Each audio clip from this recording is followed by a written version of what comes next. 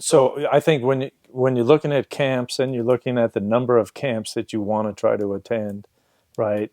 And where does that information come from? First, it comes from going to a showcase,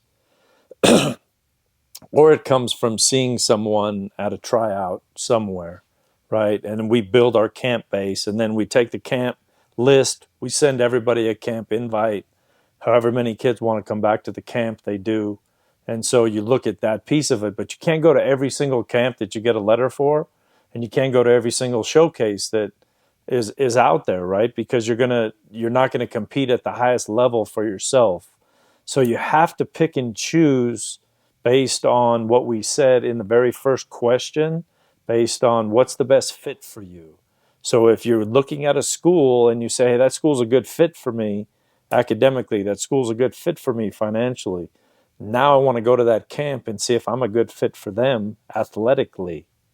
And so if I go into that camp and I prove to them that my skill set is good enough to compete, and they start to investigate me and see that I get academic money and I'm a good enough player, now I go on their list.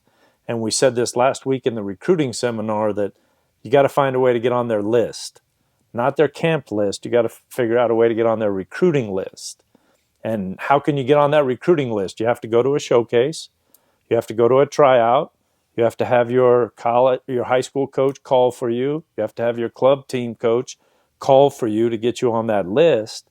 The best way to stick on that list is to go to a camp and have the head coach see you, and he makes the determination based on that.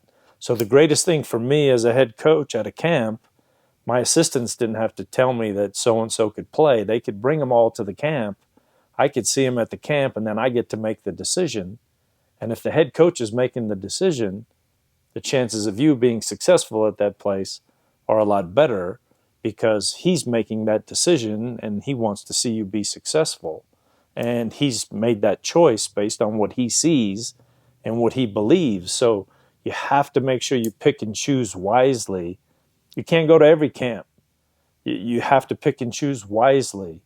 And so you have to pick within your academic institutions, you have to pick within your financial institutions, and you have to pick within the location of where you want to go, because most camps have 5 or 6 other college coaches at those camps from their area that you're like, all the Division II coaches were always at our camps because we were like, come to the camp and see 60 to 80 kids, and you might find 10 or 15 kids. Please come.